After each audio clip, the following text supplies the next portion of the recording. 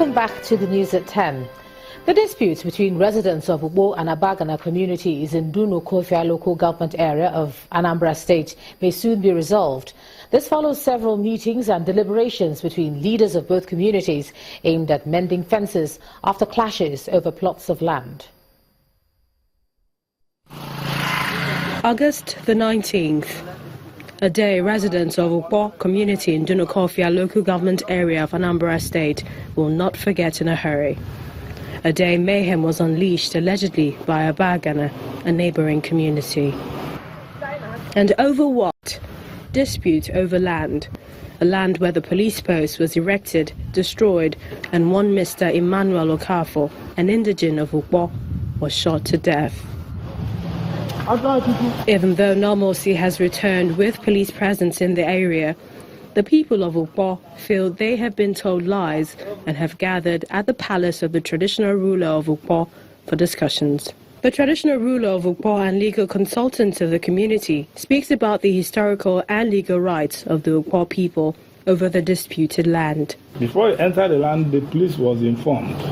We gave them all the papers, all the necessary documents that justify the ownership of our land. If you go to the archives today, intelligence reports written by early Europeans stipulated this: Abagana are aggressors. The land in dispute between Ugbo town and Abagana town was concluded by Anambra State High Court as far back as 16th November in the year 2011, with judgment delivered in favor of Ugbo town. Abagana people filed an appeal against the said judgment, but the appeal as filed were struck out for want of prosecution. For the traditional ruler of Abagana, Igwe Patrick Okeke, while suing for peace, insists the Abagana community would rather await the outcome of police investigation on the matter. Police is in that matter. They are doing an investigation. When the investigation comes out, we will see it. And Anambra State government is doing an investigation too. They will see it. But in my own case, I've been preaching peace. If you call me in the morning, I'm preaching peace. In the evening, peace. I don't want anything bloodshed. Meanwhile, the Anambra State government has set up an administrative panel of inquiry to look into the matter, and the police says they will continue to arrest those involved in the crisis while investigation continues. So health issues now. A vaccination campaign against river blindness across some communities in Kajuru local government area of Kaduna State has begun. This comes as new cases of the disease have been recorded in some communities. Our community report tonight takes a look at the challenges confronting patients and efforts to curb the spread of the disease.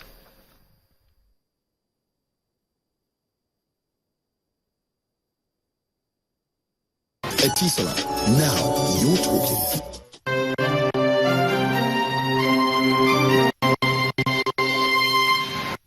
This 2015 map from the World Health Organization shows the level of attention given to tackling onchocerciasis, popularly known as river blindness. Although there's some level of success with eliminating the disease in some areas, there is still a lot more that needs to be done. This is because, aside from Latin America and Yemen, more than 99% of infected people live in 31 African countries. And one state, situated in Nigeria's northwest region, is recording casualties at an alarming rate.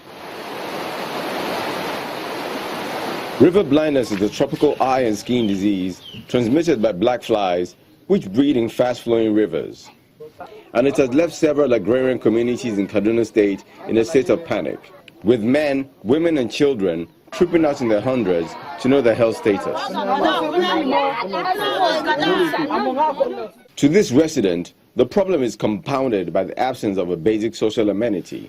Due to the water we take, that's why we used to, because we do not have quality water to take, by mere thinking, that's the problem that we are facing. Spelling out the effects of river blindness, this medical practitioner says until the results are out, there is no need to panic. We have come here and we have seen the people around here and also gone to the river here, which is a fast-flowing river. However, they are collecting their samples, skin snips, and they have to be examined, and it is at that, after the results, that we will be able to say categorically whether there is still transmission of the disease here or not. So how is a case of river blindness identified? There are several clinical manifestations that can occur. One, you must have to see a nodule, and some nodule can be embedded in the body. You cannot see them. And there are other places you can see the leopard skin, something like a white, yellow and dark patches on your legs, or what they call the shin. And again, it can appear in form of visual impairment or, at worst, blindness. These are all symptoms of onchocerciasis. There are those in these communities who have been rendered permanently blind due to inadequate treatment. But for those who still have a fighting chance of beating the disease, they do so in fear, because they have no option but to return to the rivers, where the root cause of the problems lie.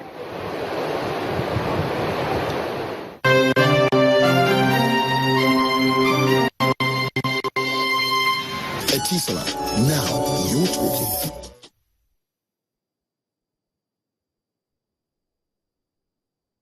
Staying with health matters now, one confirmed case and 2 other suspected cases of Lassa fever have been identified in Ondo State. The State Commissioner for Health, Dr. Dayo Adeyanju, made this known today in Akure, the state capital. Dr. Adeyanju said the confirmed case, which was recorded in Owo town, has been referred to the General Hospital Irua in Edo State for treatment.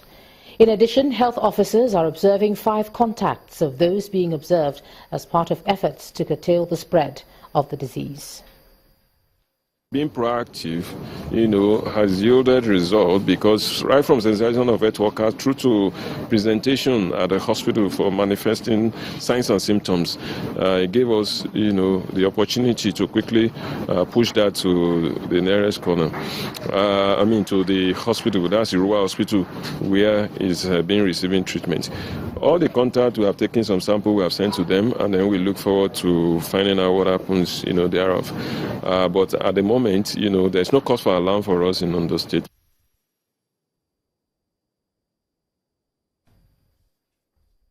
Let's take a look at some business news for the day. Here's Anne Wawudu.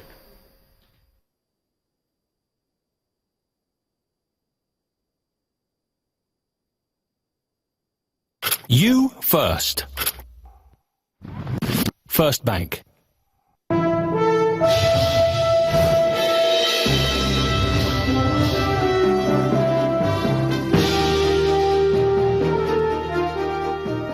Welcome to the world of business. A bottom-up approach needs to be used by the federal government to get Nigeria out of the current economic recession, with particular focus on the informal sector. Well, this advice is coming from an economist, Dr. Biodun Adedipe.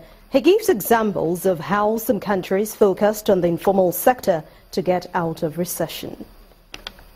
That we point to today actually focused on particular products.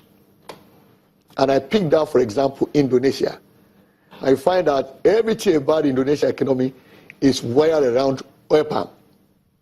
And they developed that sector over several decades, up to a point where a foreign government, in fact, especially the Norwegian government, had to offer them $1 billion in order for them to stop developing new oil palm plantations. Which means they were so committed to it in terms of policies, in terms of programs, in terms of intervention funds, all kinds of incentives to grow that sector. But not just grow the sector, but look at the value chain in the entire sector. So, and with that, for example, this year it is projected that from the export of palm oil only, just one derivative of oil palm oil, Indonesia is expecting $18.6 billion just from the export of palm oil. Now, that is the kind of result you get when you look at value chains and then ask yourself, what must we do at each point of those value chains? Well, the Naira strengthened at the interbank market today by 0.18% to 314 Naira 35 kobo against the dollar. That's compared to a 0.23% depreciation recorded yesterday. But it fell by 0.65% to 225 Naira 23 kobo against the British pound and 3.55% to 366 Naira 34 kobo to the euro. At the parallel market, the local currency depreciated by 0.47% to 425 against the dollar, 0.56% to 543 to the British pound, and traded flat at 465 Naira against the euro.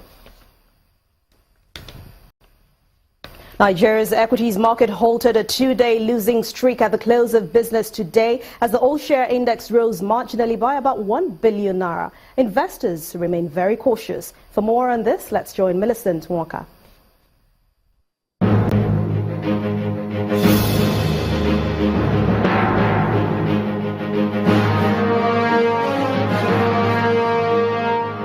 Hello and welcome to the Stock Market Report.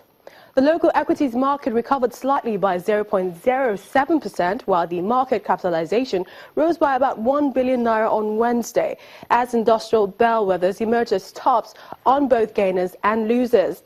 Skybank led May and Baker and 15 other advances, while Vitafoam, 7-Up and Nigerian Aviation Handling Company led 15 other stocks on the losers category. Market breadth increased marginally compared with Tuesday's session of a total of 295.7 million shares traded in 3,709 transactions for 3.58 billion naira. GT Bank remained the most actively traded stock, followed by Axis Bank and Fidelity Bank. And that's the Stock Market Report. I'm Millicent Walker.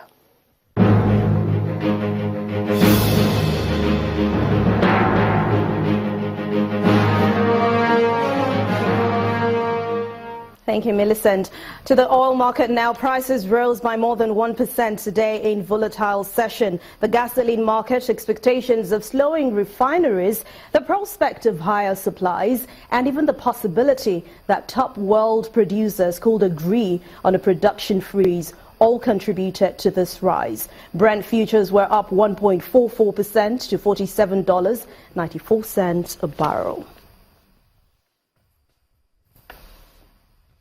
Our global equities closed in mixed performances today as investors still react to latest economic data from the U.S. Let's see the numbers.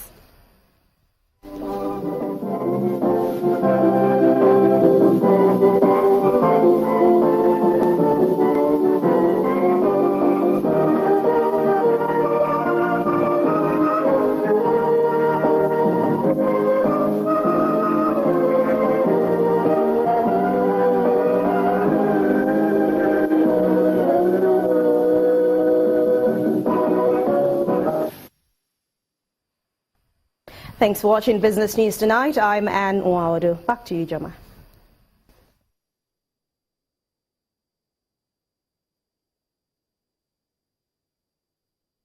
You first. First Bank.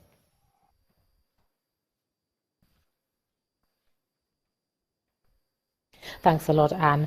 The Nigeria Union of Pensioners has frowned on the non-payment of pension arrears, including death benefits to next of kin, by state and federal authorities. The president of the association, Mr. Abel Afolayan, told journalists at a press conference in Abuja that his members have been neglected by the various levels of government. Next on the news at 10, Rio 2016 Paralympic Games gets underway with Team Nigeria hopeful of a brilliant outing. And that's on sports. Please stay with us.